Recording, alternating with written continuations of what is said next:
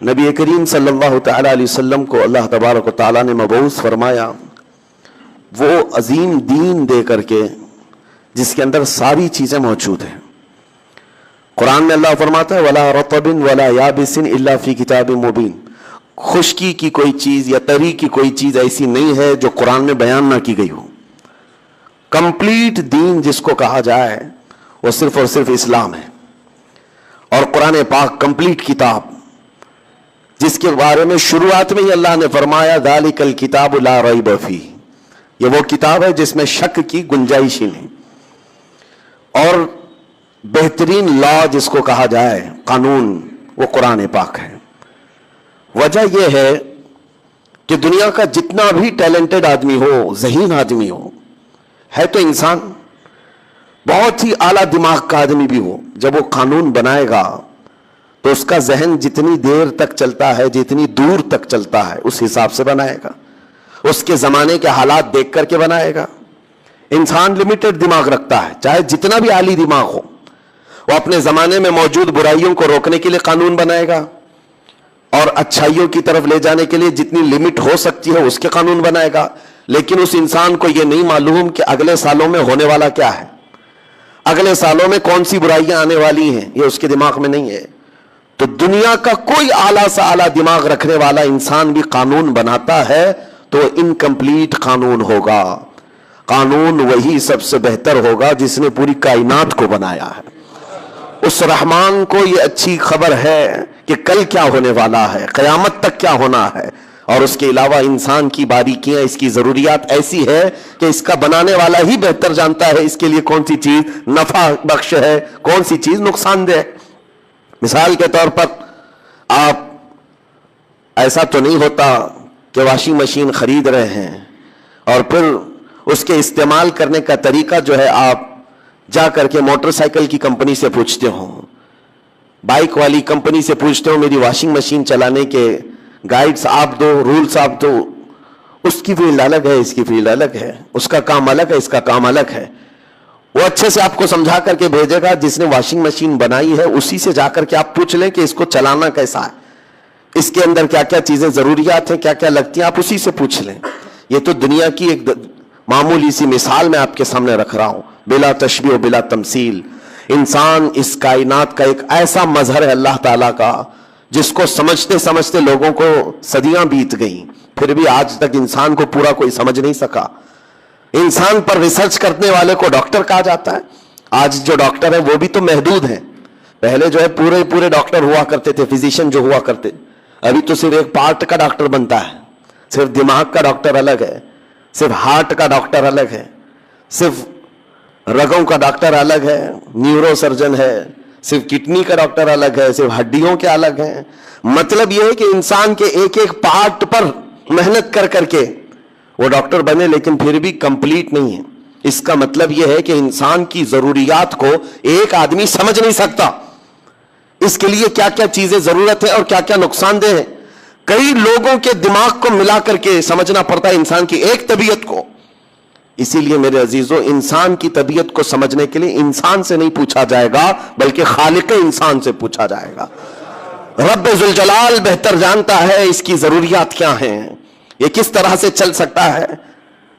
اسی لیے میں نے کہا ہے کہ قرآن پاک ایک کمپلیٹ کتاب ہے اور دین اسلام ایک کمپلیٹ دین ہے، اس لیے کہ یہ اس کا ہے جس نے خود انسان کو پیدا کیا، انسان کو پیدا کیا ہے۔ اور اللہ رب العزت پوری کائنات کی تخلیق اور پورے انسانوں کی تخلیق وہ فرمایا ہے تو بہتر جانتا ہے اس کو کون سی چیز اچھی ہے۔ اب میں آپ کے سامنے رکھتا ہوں قرآن کیا کہتا ہے۔ قرآن سب سے پہلی چیز تو یہ کہتا ہے کہ تم میرے رسول کے پیچھے چلو۔ یہ ایک راستہ بتا دیا گیا کہ اگر تمہیں ڈائریکٹ کوئی چیز نہیں سمجھ میں آ رہی ہے تو رسول کو کیوں بھیجا گیا ہے کہ ان کا اٹھنا بیٹھنا چلنا پھرنا، ان کے بات کرنا، ان کے تمام اخلاق و کردار کو دیکھو اور اس راستے پر چل پڑو۔ یہ آسان ہے، یہ آسان ہے، ان کے پیچھے چلو، اور ان سے منہ پھیرو گے تو بڑے نقصان اٹھاؤ گے، بڑے نقصان اٹھاؤ گے۔ قرآن پاک میں رب تعالیٰ فرماتا ہے فَلْيَحْذَرِ الَّذِينَ يُخَالِفُونَ عَنْ أَمْرِهِ أَن تُصِيبَهُمْ فِتْنَةٌ أَوْ يُصِيبَهُمْ عَذَابٌ أَلِيمٌ۔ اللہ فرماتا ہے لوگوں کو چاہیے، ایمان والوں کو چاہیے کہ میرے رسول کے حکم کی مخالفت کرنے سے بچیں، ورنہ کیا ہوگا؟ رب فرماتا ہے ان قریب وہ فتنوں میں مبتلا کر دیے جائیں گے یا دردناک عذاب میں گرفتار ہوں گے۔ حضور کی حکم کی مخالفت کرنے والا دو چیزوں میں مبتلا ہو جاتا ہے، یا تو فتنے میں مبتلا ہو جائے گا یا بڑے عذاب کا شکار ہو جائے گا۔ ایک بات میں آپ کو بتاتا ہوں تاریخ کی سچائی، احد کے میدان میں جنگ احد جو ہو رہی ہے یہ 3 ہجری میں کفار و مشرکین کی طرف سے لڑی جانے والی ایک بڑی جنگ تھی۔ جنگ بدر کے بعد، جنگ بدر میں 70 کافر مارے گئے تھے، 70 قیدی ہوئے تھے۔ اس کا بدلہ لینے کے لیے وہ آ گئے تھے مدینے پر چڑھائی کر کے، اور جب وہ مدینے پہنچے تھے، احد مدینے سے 5 کلومیٹر کا فاصلہ ہے، احد کے میدان کی طرف رسول کریم صلی اللہ علیہ وسلم جب چلے تو 700 صحابہ آپ کے ساتھ تھے۔ اب یہ بڑی آزمائش کا اور امتحان کا وقت تھا۔ نبی پاک صلی اللہ علیہ وسلم نے سب کی صف بندی کی۔ ذہن کو حاضر رکھیں، میں کیا چیز عرض کرنا چاہتا ہوں۔ سامنے 2000 کے قریب کافر ہیں اور یہاں 700 مسلمان ہیں۔ ان میں سے 50 اچھا تیر چلانے والے جو صحابہ تھے ان کو حضور پاک صلی اللہ علیہ وسلم نے ایک اونچے ٹیلے پر کھڑا کیا جس کو جبل رمات کہتے ہیں، آج بھی وہ ٹیلا موجود ہے، چھوٹی سی ایک پہاڑی، اور اس پر کھڑا کرنے کا مقصد یہ تھا کہ وہ لوکیشن ایسا تھا سامنے سے کوئی بھی آتا تو یہ اوپر کھڑے ہوئے آدمی تیر چلاتے وہ آگے بڑھ نہیں سکتا تھا۔ ظاہر سی بات ہے اوپر سے اگر کوئی تیر چلائے تو سامنے بڑھنا مشکل ہو جاتا، نیچے سے اوپر تیر جلدی جاتے نہیں، اوپر سے جلدی آ جاتے ہیں۔ تو یہ جنگی مہارت کا ایک مظہر تھا۔ حضور پاک صلی اللہ علیہ وسلم نے 50 تیر انداز صحابہ کو وہاں کھڑا کیا، لیکن ساتھ میں یہ فرمایا تھا جب تک میں نہ کہوں نیچے نہیں آنا۔ یہ جملہ یاد رکھیں، حضور نے فرمایا جب تک میں نہ کہوں نیچے نہیں اترنا۔ اب جنگ نیچے چل رہی ہے، دشمن سامنے ہیں، مومنین ادھر ہیں، اور لڑائی اس قدر سخت ہوئی کہ مومنین نے ان کو بھاگنے پر مجبور کر دیا، کفار و مشرکین کو غالب آ گئے، اور وہ اپنا ساز و سامان سب چھوڑ کر کے بد کے ہوئے جانوروں کی طرح بھاگتے رہے۔ کون؟ کفار و مشرکین میدان چھوڑ کر بھاگ رہے تھے۔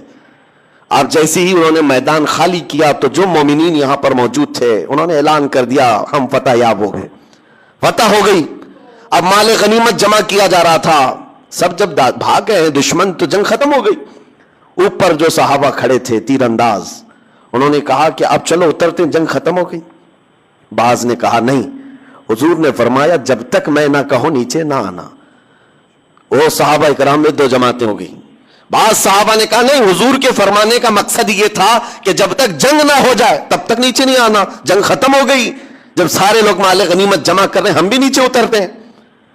اس بات پر جب صحابہ کرام میں بحث ہوئی تو 40 صحابہ نیچے اتر آئے، تقریباً 40 لوگ نیچے اتر آئے۔ 10 لوگ وہ کہے کہ نہیں ہم یہیں کھڑے رہیں گے، وہ کھڑے رہ گئے۔ لیکن ہوا یہ کہ بھاگے ہوئے کفار و مشرکین میں خالد بن ولید بھی تھے، اس وقت وہ ایمان لائے ہوئے نہیں تھے۔ انہوں نے 200 گھوڑ سواروں کو ساتھ کیا، انہوں نے دیکھا کہ وہ لوکیشن خالی ہو چکا ہے جو ان کے لیے ڈینجر تھا، وہاں سے اتر گئے لوگ۔ تو گھوڑے دوڑاتے ہوئے بہت دور سے راؤنڈ مار کر کے پیچھے کی طرف سے آ کر کے 10 صحابہ جو کھڑے تھے ان کو شہید کر دیا۔ سب سے پہلے ان 10 کو ختم کیا، اور اس کے بعد پھر جو نیچے صحابہ تھے مال غنیمت جمع کر رہے تھے، اچانک حملہ کیا پیچھے سے، کفار و مشرکین پلٹ کر کے آئے، اچانک حملہ کیا، یہ سنبھل ہی نہیں پائے، اور جو بھاگے ہوئے تھے وہ بھی پلٹ کر کے آ گئے، ادھر پیچھے سے بھی آگے سے بھی، اس طرح سے پس گئے کہ اسی جنگ کے اندر 70 صحابہ کی شہادت ہوئی، جس میں بڑے بڑے صحابہ تھے، بڑے بڑے صحابہ۔ اور بہت عظیم تاریخ ہے یہ جنگ احد کی، اس کو بیان کرو تو رونگٹے کانپ جاتے ہیں۔ یہی وہ جنگ ہے جس میں حضرت امیر حمزہ کا سینہ چاک کر کے کلیجہ نکال کر چبایا گیا تھا۔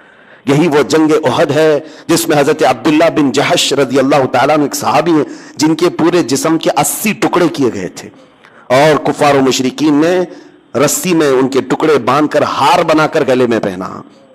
حضرت انس بن نزیر ایک صحابی ہیں جن کو پورا ایسا رگڑ دیا گیا تھا، مسلا کر دیا گیا تھا، سوائے ایک انگلی کے ان کے جسم میں کوئی چیز باقی نہیں تھی۔ ان کی بہن نے صرف انگلی دیکھ کر کے پہچانا تھا کہ انس بن نزیر ہے، باقی جسم کا کوئی حصہ نہیں ملا تھا۔ یہی وہ جنگ ہے جس میں سعد ابن ربی جن کے پیٹ کو پھاڑ دیا گیا تھا، 12 نیزے لگے تھے۔ یہی وہ جنگ ہے جس میں حضرت حنزلہ جن کی شادی آج ہی ہوئی تھی، ایک رات پہلے شادی ہوئی تھی، اور دولہا اسی جنگ میں شہید ہوا تھا۔ یہ وہ جنگ ہے جس میں بڑے بڑے صحابہ شہید ہوئے، بڑے بڑے صحابہ شہید ہوئے۔ لیکن سب سے بڑی بات تو یہ ہے کہ یہاں تک کفار و مشرکین کے ہاتھ پہنچ گئے کہ کہ نبی پاک صلی اللہ علیہ وسلم کے قریب آ گئے. ایک ظالم نے لوہے کی ٹوپی جو جنگوں میں پہنی جاتی تھی وہ اٹھا کر حضور کے چہرے پر مارا، جس کی وجہ سے حضور پاک صلی اللہ علیہ وسلم کے رخسار، آپ کے گالوں سے ایک تانت لوہے کے اندر چلی گئی اور حضور کے 2 دانت مبارک وہاں شہید ہوئے تھے. اور وہ تانت ایسے اندر چلی گئی تھی کہ نکالنا مشکل تھا، لوہے کی، جس کو حضرت ابو عبیدہ بن جراح رضی اللہ تعالیٰ عنہ نے اپنے دانتوں سے پکڑ کر کے کھینچا تھا حضور کے اس رخسار پر چبھی ہوئی تانت کو، اور جس کی وجہ سے حضور کے 2 دانت مبارک اس میں شہید ہوئے. یہ وہ جنگ ہے جس میں بڑا نقصان ہوا. 70 صحابہ، وہ بھی بڑے بڑے صحابہ شہید ہو گئے. کہنا کیا چاہ رہا ہوں میں کس لیے یہ جنگ احد کا ذکر کر رہا ہوں پتا ہے؟ آپ کو بتاتا ہوں. اتنا بھاری جو نقصان ہوا، اس کے اسباب کیا تھے؟ ظاہر سی بات ہے جب جنگ میں خسارہ ہو تو نقصان اور خسارے کا سبب ڈھونڈنا ضروری ہے. تو مفسرین فرماتے ہیں حضور پاک صلی اللہ تعالی علیہ وسلم کی وہ ایک بات جو حضور نے فرمایا تھا جب تک میں نہ کہوں نیچے نہ آنا، صحابہ کرام نے اس بات کو ترک کیا، جس کی وجہ سے 70 صحابہ کی جانیں گئی. لیکن یہ بات بھی میں بتاؤں، وہ صحابہ جو نیچے اتر آئے وہ ایسے نہیں ہے کہ حضور کی نافرمانی کرنے کی نیت سے آئے تھے. ان کے ذہن و دماغ میں یہ نہیں تھا کہ حضور نے جو کہا ہے وہ ہلکے میں لے لینا ہے، نہیں، وہ ان کی اجتہادی خطا تھی. انہوں نے یہ سوچا کہ حضور نے جو فرمایا وہ جنگ ختم ہونے تک کے لیے فرمایا ہے، جنگ ختم ہو گئی، ہم اتر آئے ہیں. لیکن اس ایک خطا کی بنیاد پر اتنا بڑا نقصان، اسی لیے مفسرین فرماتے ہیں قرآن کی وہ آیت پڑھو، رب نے فرمایا میرے رسول کے حکم کی مخالفت کرنے سے بچو ورنہ فتنے میں مبتلا ہو جاؤ گے یا دردناک عذاب میں گرفتار ہو جاؤ. وہ تو صحابہ تھے، عظیم صحابہ تھے، جنہوں نے جان بوجھ کر کے کبھی رسول کی مخالفت کرنے کا سوچا ہی نہیں، پھر بھی نقصان اٹھائے. اور آج دنیا حضور کو جان بوجھ کر کی مخالفت کر رہی ہو، حضور کے احکام کو پیٹ پیچھے ڈال دیا ہو، تو 70 لاکھ جانے جائیں گی. آج تو بڑا نقصان اٹھانا ہوگا. اس بڑے نقصان کا ایک سب سے بڑا سبب یہ ہے رسول پاک کے احکام کی مخالفت. حضور پاک صلی اللہ تعالی علیہ وسلم کے جو شریعت طاہرہ کے احکام ہیں اس کو چھوڑ کر کے جانا. ایک حدیث میں آپ کو سناؤں تو آپ کو اندازہ ہوگا کہ دین کیا ہے، جس پہ ہم چل رہے وہی دین ہے یا نہیں. ہم سب کو سوچنے کی ضرورت ہے. ہم ٹوپیاں لگا کر کے ہفتے میں ایک مرتبہ جھک جائیں تو اسی کو دین سمجھتے ہیں ہم، یا صرف کپڑوں کا نام دین ہے، صرف داڑھی کا نام دین ہے. اسلام کس کا نام؟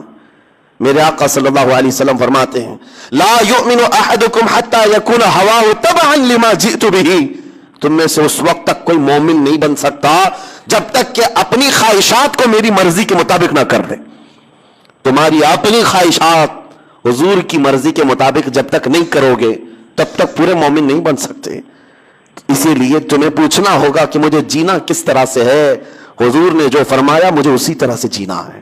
نبی پاک صلی اللہ علیہ وسلم کی جو مرضی ہے اس کے حساب سے چلنے کا نام دین ہے. اقبال نے کہا تھا بمصطفیٰ برساں خیش کہ دی ہما اوست. اپنے آپ کو رسول اللہ کے قدموں تک پہنچا دے، یہی دین ہے، یہی دین ہے. اپنی خواہشات کو ختم کرنا ہوگا، اور جس کی بنیاد پر آج ہم بہت بڑا نقصان اٹھا رہے ہیں، بہت بڑا نقصان. نبی اور رحمت صلی اللہ تعالی علیہ وسلم کے احکام، ان کے اقوال کو ہلکے میں لیتے ہیں. آج آپ کو پتا ہے اس رسول کو اللہ تعالیٰ نے ہمارے درمیان مبعوث فرمایا جو پورے کائنات کے لیے رحمت ہے، اور وہ ایسا عظیم رسول جس کی امت میں پیدا ہونے کے لیے پچھلے نبی دعا کرتے تھے اس قدر تمہیں قسمت سے اور بہت بڑے نصیب سے نوازا گیا، لیکن ہم نے اس کو ہلکے میں لینا شروع کیا. ہم اپنی مرضی سے دین کے اس پر عمل کرتے ہیں. آج حالات یہی ہیں، ہم کو جیسا من کرے ویسے ہم جینے کی قائل ہیں، ویسا نہیں جیتے جیسے رسول کی خواہش. آپ کو پتا ہے صدیق اکبر رضی اللہ تعالیٰ عنہ کا ایمان کیا تھا؟ گھر میں موجود ہیں، نماز پڑھ رہے تھے، اچانک رسول کریم صلی اللہ علیہ وسلم تشریف لائے. دروازے سے اندر حضور آئے اور حضرت ابو بکر صدیق کی نماز ہو چکی تھی. حضور جیسی آئے کھڑے ہو گئے. جس کے گھر نبی پاک صلی اللہ علیہ وسلم آئے اور وہ بھی صدیق اکبر کے گھر، تو خوشیوں سے آپ حضور کے آگے پیچھے ہو رہے تھے. نبی پاک صلی اللہ علیہ وسلم سیدھے حجرے میں اندر گئے. وہاں ایک بکسا رکھا ہوا تھا، چھوٹا سا ایک باکس رکھا ہوا تھا.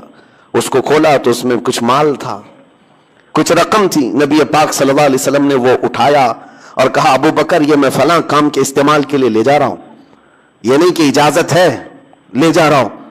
सिद्दीक अकबर की आंखों में आंसू आए, कहा या रसूल अल्लाह, रब का शुक्र है, अभी अभी मैंने यही दुआ किया था कि मौला मुझे इतनी किस्मत से नवाज दे कि तेरा रसूल मेरा माल अपना समझने लग जाए, मेरा अपना कुछ नहीं है। सिद्दीक अकबर कहते हैं मेरी दुआ कबूल हो गई, आप तशरीफ लाए, मैं माल तो देना चाहता था, सब कुछ वक्फ करना चाहता हूं दीन के लिए, लेकिन ख्वाहिश ये है कि सुना ये गया है कि देने वाले का हाथ ऊपर होता है, लेने वाले का हाथ नीचे होता है। अबू बकर सिद्दीक कहते हैं मैं ये भी नहीं चाहता कि मेरे नबी का हाथ नीचे आए, मेरे माल को रसूल अपना माल समझकर खैरात करें। उनकी अपनी ख्वाहिशात नहीं थी, उन्होंने दीन को, अपने माल को ये नहीं बनाया था कि मैं जैसा चाहूंगा वैसा दीन चलेगा, नहीं, मेरे मुस्तफा जैसा चाहे वैसा दीन चले। आज अपने आप को वक्फ करो हुजूर की तरह। अपनी ख्वाहिशात का कत्ल जरूरी है, जब तक हम नहीं मारते बहुत बड़े नुकसानात उठाएंगे बाद में। आज जो पूरी दुनिया में हम नुकसानात देख रहे हैं, हजारों का कत्ल, हजारों को मारना, इस सब का एक कारण है, एक सबब जो खुला हुआ है कि कौम मुस्लिम अपने नबी के तरीके पर चलना नहीं चाहती, तो फिर किस रहमत के इंतजार में। वो सहाबा जो दुआ करते थे, पता है आपको, हुजूर के साथ जाते थे। आज यहां बैठ करके हम दुआ करते हैं फिलिस्तीन पर रहम फरमा, गज्जा पर रहम फरमा। हम तो मैदान में उतरे ही नहीं, हम जंग के मैदान की बात नहीं कर रहा हूं। काश हुजूर की सुन्नतों को जिंदा करने वाला हर जवान निकल जाता। मेरी अपनी ख्वाहिश नहीं, मैं नबी की शरीयत पर चलूं, नबी की ख्वाहिश पर चलूं, फिर दुआ करता कि मौला मैं तो आगे आ गया, अब रहमत भेजना तेरा काम। वो सहाबा थे, चाहते तो मदीने में बैठ करके दुआ कर लेते, हुजूर का दामन पकड़ करके कि मौला जो बदर में आ रहे हैं काफिर सबको हिलाक कर दे। वो सहाबा थे, उसमें सिद्दीक अकबर है, फारूक आजम है, उस्मान गनी है, हैदर कर्रार है, बड़े बड़े सहाबा हैं। हुजूर पाक सल्लल्लाहु अलैहि वसल्लम मदीने तैयबा में मौजूद हैं ये सब सहाबा, दुआ कर देते। वहां तक चल के क्यों गए? 160 किलोमीटर दूर तक चल करके गए। पता है उसमें से एक जंग है जिसके बारे में हजरत अबू हुरैरा फरमाते हैं, जब हम चल करके गए थे तो पैरों में सब कपड़े बांधे हुए थे, कपड़े फाड़ फाड़ करके पैरों में, चप्पल किसी के नहीं। पूछा गया कि क्यों कपड़े बांधते थे? कहते हैं कि पहाड़ी रास्ता था, चल चल करके एक सहाबी के भी नाखून बाकी नहीं थे, सबके नाखून टूटे हुए थे, सबके नाखून टूटे हुए, और कपड़े बांध करके ये लोग चलते थे। 160 किलोमीटर दूर, गर्मियां नहीं देखी, ठंडियां नहीं देखी, हुजूर के पीछे चल पड़े। और जब बद्र के मैदान में आए तो हुजूर पाक सल्लल्लाहु अलैहि वसल्लम ने पूछा भी था, जिसको जाना है वो जा सकता है, वापस जो मदीना जाना चाहे वो जा सकता है। उसमें अंसार सहाबा जो मदीने से चल करके आए थे। अच्छा एक बात ये भी बता दूं, जंगे बदर क्यों हुई? मसला तो था कि जो सहाबा मक्का से हिजरत करके आए थे, कुफार और मुशरिकीन उनका माल लूट चुके थे मक्का में। अब वो काफिले में जा रहा था माल मुल्क शाम तिजारत के लिए। तब हुजूर ने फरमाया कि जिनका माल लूटा है कुफार मक्का ने, चलो निकलो उस काफिले का रास्ता रोको, हमारा ना हक माल लेकर के जाकर के वो बेच रहे हो, हम अपना माल का मुतालबा करेंगे। तो यहां बात समझ में आती है कि जो मक्का से हिजरत करके आए थे सहाबा, जिनका माल लूटा गया था, वो अगर जंग में जाते तो समझ में आती बात। लेकिन ये अंसार सहाबा जो मदीने में पैदा हुए, मदीने में उनका घर है, वो क्यों हुजूर के साथ जा रहे हैं? उनका क्या था? नहीं, बस फरमाने रसूल है तो फिर देखना नहीं। उनके अपने क्या जाती मकासिद थे, निकल करके आए। और जब वहां बद्र के मैदान में पहुंचते हैं, हुजूर ने फरमाया जो जाना चाहे जा सकता है वापस। बड़ी तकलीफों का सफर किया तुमने। वो सहाबा क्या कहते हैं, हजरत मिक़दाद बिन अस्वद एक सहाबी खड़े होते, कहते हैं या रसूल अल्लाह, हम बनी इसराइल नहीं हैं, मूसा अलैहिस्सलाम की कौम नहीं है जिन्होंने कहा था ऐ मूसा आप और आपका खुदा जाकर कौम जब्बारीन से मुकाबला करो, हम बैठकर देखेंगे। ऐ रसूल पाक, हम बनी इसराइल नहीं, उम्मत मोहम्मदिया है। मेरे आका आप तो मदीने से बदर तक हमें ले आए, मदीने से यमन तक भी ले जाते तो हम में से कोई पीछे मुड़कर नहीं देखता। ये दीन ये है, ये दीन है। मिटा दो अपनी हस्ती को अगर कुछ मर्तबा चाहो, हुजूर पाक के कदमों में आ जाओ और अपनी ख्वाहिशात ना हो। जंगे खंदक के बाद जो मामलात हुए थे, जंगे खंदक सुना होगा आपने, तफसील से मैं कभी सुनाऊंगा। 1 महीना तो खंदक खोदने में लग गई थी मदीने के बाहर, जिसमें खुद रसूल पाक अपने हाथ में कुदाल लेकर खोदते रहे। और यही वो जंग है खंदक जिसमें हुजूर ने अपने पेट पर पत्थर बांधे थे। भूख की शिद्दत ऐसी थी सहाबा को, महीना भर खंदक खोदते रहे। वो खंदक क्यों खोदी गई थी कि جب دشمن آئیں گے تو وہ تیز دوڑنے والا گھوڑا بھی یہ خندق عبور کر کے مدینے کی طرف نہ آئے, جنگ ادھر کی ادھر ہی رہے, اس لیے خندق کھودی گئی تھی. خندق کھودی, پھر آئے دشمن پورے پڑاؤ کے 12,000 کی تعداد میں, اور جنگ ایسی نہیں ہے کہ ایک دن دو دن, بلکہ وہ جنگ بھی مہینے بھر تک تھی. وہ لوگ پڑاؤ ڈال کر رکھے تھے, اور ادھر صحابہ مدینے سے باہر ہیں, ان کے بچے ہیں, بیویاں ہیں, گھروں میں ہیں, ان کو سامان کون دیتا, ان کے گھر کون چلاتا, اور پلس یہ ہے کہ کھانے پینے کی کوئی چیز نہیں ان کے پاس. جنگ خندق کے موقع پر ایسا تھا, ایک کھجور 10 صحابہ کھایا کرتے, ایک کھجور, اور دن بھر اسی طرح رسول پاک صلی اللہ علیہ وسلم کے ساتھ کھڑے تھے, یہاں تک کہ دشمنوں کی فوج میں گوشت بھونا جا رہا ہے, روٹیاں پکائی جا رہی ہیں, سالن کی خوشبوئیں آ رہی ہیں, لیکن مجال ہے. ایک روایت مجھے بتا دو کہ رسول پاک کے صحابہ نے کبھی ان کے کھانے کو دیکھ کر کے یہ سوچا ہو ادھر کی پارٹی میں جائیں گے کچھ کھانا مل جائے گا, روٹی بوٹی مل جائے گی, بلکہ یہاں تک کہ نبی پاک صلی اللہ علیہ وسلم نے فرمایا کہ بھوک نے تمہیں پریشان کر دیا ہوگا اور ادھر سے کھانے پینے کی خوشبوئیں آتی ہیں. صحابہ نے کہا یا رسول اللہ, جب کبھی اس طرح بھوک پریشان کرتی ہم آپ کے چہرے کو دیکھ لیتے ہیں.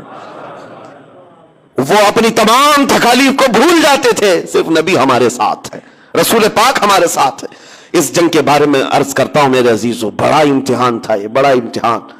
میں کیوں کہہ رہا ہوں یہ باتیں, اس لیے کہ مدد اللہ کی ان کے ساتھ اس لیے آتی تھی کہ حضور کے ساتھ چلتے تھے, حضور کے ساتھ آگے بڑھتے تھے, تب اللہ کی مدد آتی. تم یہاں بیٹھ کر کے دعائیں کرتے ہو, سنت پر عمل کرنا نہیں ہے, دین پہ عمل کرنا نہیں ہے, نہ حضور پاک کی شریعت کا خیال کرنا ہے, گھر میں بیٹھ کر کے گڑ گڑانے سے کیا ہوگا. وہ صحابہ کیا کیفیت تھی. خندق کی جنگ ختم ہو گئی, مہینے بھر 2 مہینے بھر کے بعد صحابہ مدینے کی طرف لوٹ رہے ہیں, زخمی حالت میں ہیں, سب زخمی تھے. کسی کے تیر لگا, حضرت سعد بن معاذ, حضرت سعد رضی اللہ تعالیٰ ایک صحابی انصار میں سے, ان کی رگ کٹ گئی تھی تو خون رکتا ہی نہیں تھا, یہاں تک کہ حضور صلی اللہ علیہ وسلم نے ان کے ہاتھ کو پکڑا تو حضور کا پورا جسم خون سے بھر گیا. حضرت سعد اس طرح کے زخمی صحابہ تھے. جب چل کر مدینے کی طرف آ رہے تھے, بیچ راستے میں, مدینہ نہیں پہنچے, جبرائیل امین علیہ السلام آئے, عرض کیا یا رسول اللہ, رب تبارک و تعالیٰ کی منشا یہ ہے یہیں سے آپ قبیلہ بنو نذیر کے مقابلے میں جنگ کے لیے نکل جائیں.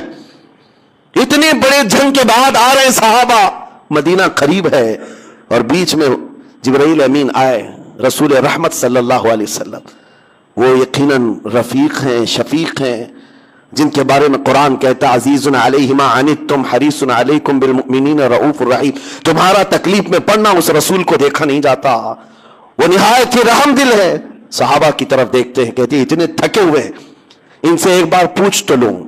ظاہر سی بات ہے مہینوں کے بعد کوئی آتا ہے, ہم بھی سفر سے آتے ہیں, آپ ڈائریکٹ بلائیں تو ہم کہیں گے ارے نہا دھو کے تو آؤں, بچوں سے بات تو کر کے آؤں, کپڑے بدل کے تو آؤں. صحابہ کرام یہ کہتے کہ زخموں کی مرہم پٹی کر کے آئیں, بیویوں سے مل کر کے آئیں, بچوں کو کوئی بات کر کے آئیں. حضور صلی اللہ علیہ وسلم نے صحابہ کو بیچ راستے میں رکایا اور پوچھا اے میرے عزیز صحابہ, جبرائیل امین آئے تھے, کہا کہ یہیں سے بنو نذیر کے مقابل میں جانا ہے, تمہارا مشورہ کیا ہے. صحابہ کہتے ہیں یا رسول اللہ دیر کس بات کی, چلے ابھی چلتے ہیں, دیر کس بات کی, ابھی چلتے ہیں. وہ کیسے عظیم انسان تھے جو نبی پاک صلی اللہ تعالی علیہ وسلم کے ساتھ قدم بقدم تھے, جس کی وجہ سے قرآن کہتا ہے رضی اللہ عنہم ورضوا عنہ, اللہ ان سے راضی ہوا اور وہ اللہ سے راضی. یوں ہی مدد نہیں آئی تھی, وہ حضور کی شریعت طاہرہ, حضور پاک کے مزاج پر پورا اترنے کی کوشش کرتے. آپ کو پتا ہے ہم تو بولتے بولتے تھک گئے, کئی لوگوں کو ہماری بات ہو سکتا ہے بے اثر ہو جائے, لیکن میں تو آپ سے کہتا ہوں کہ حضور سے اگر محبت ہے تو ٹھنڈے دل سے کبھی سوچتا کہ میرے نبی کو کیا چیز اچھی لگتی ہے, کیا چیز بری لگتی ہے. بری لگتی ہے تو میں اپنے محبوب کو ناراض تو نہ کروں, میں اپنے نبی پاک کو ناراض تو نہ کروں. مدینہ طیبہ میں ایک شام ایسی ہے, حضرت انس صحابی 10 سال کی عمر کے تھے, شراب حرام نہیں تھی اور شراب کے مٹکے بھر بھر کر کے پیے جاتے تھے. وہ کہتے ہیں میں ایک دکان میں کام کرتا تھا جہاں لوگوں کو شراب پلائی جاتی تھی برتن میں. شام کا وقت تھا, مدینے کی گلیوں میں اچانک آواز آئی, ایک ندا دینے والے نے ندا دی, یا ایھا المسلمون قال رسول اللہ صلی اللہ علیہ وسلم حرمت الخمر, اے مسلمانوں اللہ کے رسول صلی اللہ علیہ وسلم نے آج فرمایا ہے شراب حرام ہو گئی. اعلان ہو رہا تھا مدینے کی گلیوں سے.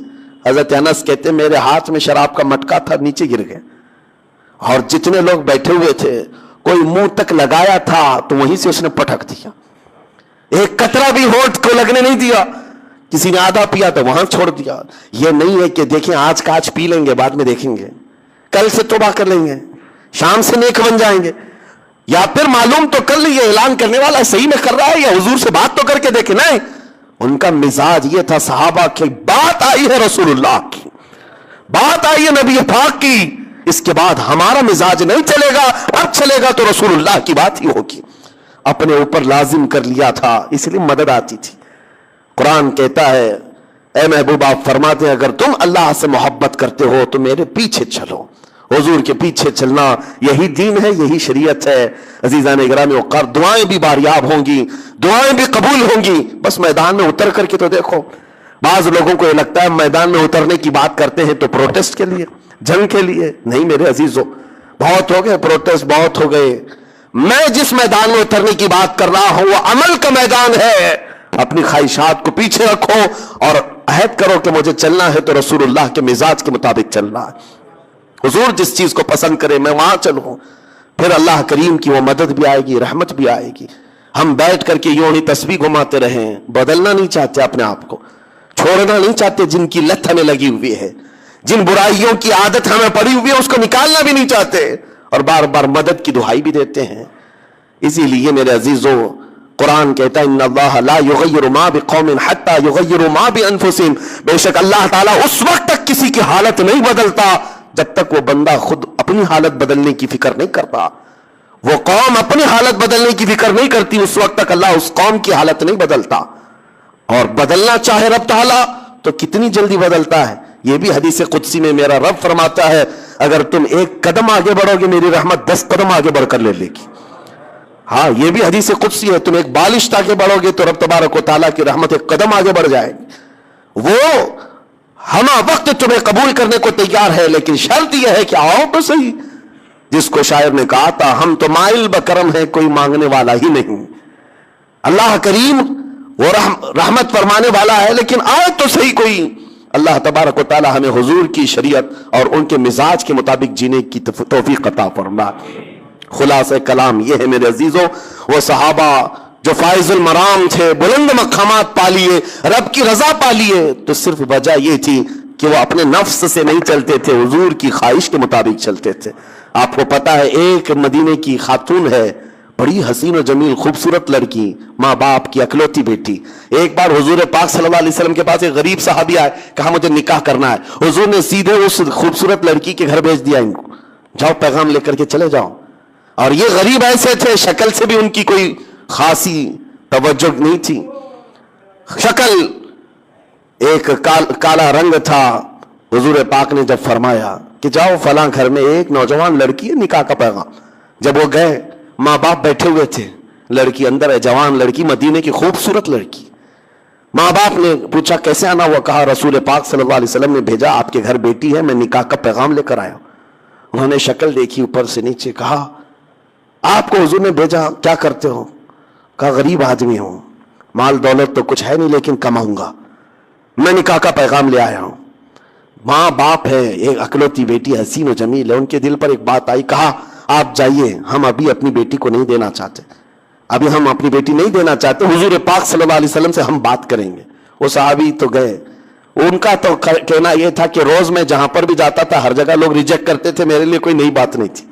وہ پلٹ کر حضور کی بارگاہ میں چلے آئے, لیکن اندر جو خاتون تھی لڑکی حسین و جمیل شہزادی باہر نکل آئی. ماں باپ سے پوچھا یا ابا جان کون آیا تھا؟ کہا فلاں آیا تھا. کہا کیا لے کر کے؟ کہا کہ حضور نے فرمایا کہ تیرے نکاح کا پیغام لے کر آیا. آپ نے کیا کہا؟ ہم نے اسے واپس کر دیا. اس لڑکی کی چیخ نکل گئی, کہا کہ آپ نے ایک عذاب کو دعوت دی, آپ نے عذاب کو دعوت دی گھر پر, رسول پاک نے بھیجا اور آپ نے اس کو منع کر دیا. کہا بیٹی وہ تیرے برابر کا نظر نہیں آ رہا تھا, نہ وہ مال میں ہے نہ شکل میں ہے. خاتون نے کہا بابا آپ نے اس کو دیکھا, بھیجنے والے کو کیوں نہیں دیکھا؟ جس نے بھیجا اس کو کیوں نہیں دیکھا؟ باپ کے دل پر بات لگ گئی کہ میری بیٹی نے مجھے کیا کہا. دوڑتے ہوئے آئے, بارگاہ مصطفیٰ میں کہا وہ صحابی جو پہلے آئے تھے ابھی سنا ہی رہے تھے کہ مجھے ریجیکٹ کر کے بھیج دیا ہے اس صحابی نے, وہ بیٹی نہیں دینے والے. حضور پاک ان کی سنی رہے تھے. یہ دوڑتے ہوئے بیٹی کے باپ آ گئے, کہا معاف کریں سرکار, خطا ہو گئی, معاف کریں, آپ نے بھیجا, میں نے تاخیر کی, مجھے منظور ہے, میری بیٹی کو بھی منظور ہے, جب آپ فرمائیں نکاح قبول ہے, نکاح منظور ہے. اتنی تاخیر بھی صحابہ برداشت نہیں کرتے اگر حضور کا حکم آ گیا ہے. پھر نفس نہیں, اپنی خواہش نہیں. عزیزان گرامی وقا, حضور صلی اللہ علیہ وسلم نے نکاح تو کر دیا مسجد میں, لیکن پتہ ہے اسی رات کو جنگ کے لیے نکلنا تھا. حضور پاک نے اس صحابی کو جو کالے رنگ کے تھے پیسے دیے, جا شادی کے سامان خرید کر کے لا, شادی کا سامان خرید کر لا, گھر سجا لے. وہ گئے خوشیوں سے کہ نبی پاک نے پیسے دیے, مال دیا ہے, بازار میں گئے, لیکن ڈھنڈورچی کی آواز سنی کہ رسول پاک صحابہ کے ساتھ میدان جنگ میں جا رہے ہیں. یہ غریب تھے, شادی کا سامان کیا خریدتے, سب جنگ کا سامان خرید لی, ہتھیار خرید لیے, وہ لوہے کی زرہ خرید لی, لوہے کی ٹوپی خرید لی, گھوڑا خرید لیا, سب کچھ پیسے اسی میں لٹا دی, اور پھر پورے تیار ہو کر صبح کے وقت میدان جنگ میں حاضر آ گئے. اور کوئی نہیں پہچان رہا تھا انہیں, کوئی نہیں پہچان رہا تھا. اور دوپہر تک یہ گھماسان کی جنگ میں تھے. حضور نے دور سے دیکھ کر صحابہ سے پوچھا یہ کون جوان ہے, ہم میں سے تو دکھتا نہیں. صحابہ نے کہا یا رسول اللہ, ہم میں سے نہیں, باہر سے کوئی آیا ہوگا, ہم کوئی نہیں پہچانتے اس کو, کیونکہ وہ غریب صحابی ایسے کہ کبھی انہوں نے زندگی میں زرہ نہیں پہنی تھی, کبھی لوہے کے کپڑے نہیں آئے تھے, پیسہ اتنا آیا ہی نہیں تھا. صحابہ جب یہ کہنے لگے, حضور مسکرائے, کہتے ہیں تمہیں پتہ نہیں وہ میرا عبداللہ ہے, جس کو میں نے کل شادی کے پیسے دیے تھے, اس نے سب جنگ کا سامان خرید لیا. وہ صحابی ہیں لڑتے لڑتے شام سے پہلے جام شہادت نوش کر گئے, شہید ہو گئے. جب وہ شہید ہوئے تو میرے آقا ان کے پاس آئے, ان کے سر سے ٹوپی اتاری اور ان کا سر اپنی گود میں رکھ کر کے ان کے چہرے سے دھول کو صاف کیا, اور پھر قرآن پڑھنے لگے میرے آقا یہ کہہ کر من المؤمنین رجال صدقوا ما عاهدوا اللہ علیہ, ایمان والوں میں اللہ کے کچھ ایسے بندے ہیں جنہوں نے اللہ سے کیا ہوا وعدہ پورا کر دکھایا. اور ان کا مال جو بچا تھا اس صحابیہ کو بلایا جن سے کل نکاح ہوا تھا, کہا وراثت میں اب یہ تمہارا حصہ ہے. میرے عزیزو, اس روایت کو بیان کرنے کا صرف مقصد یہ ہے, ان کا اپنا نفس نہیں تھا, ان کے اپنے خواہشات نہیں تھی, وہ چلتے تھے تو رسول اللہ کے پیچھے. بمصطفیٰ برساں خیش کے دی ہماؤس, سچ کہا ہے اقبال نے, اپنے آپ کو نبی کے قدموں تک پہنچا دے, یہی دین ہے اور یہی ایمان ہے. مولا اسی دین تک ہم سب کو پہنچنے کی توفیق عطا فرما. وآخر دعوانا ان الحمدللہ رب العالمین. السلام.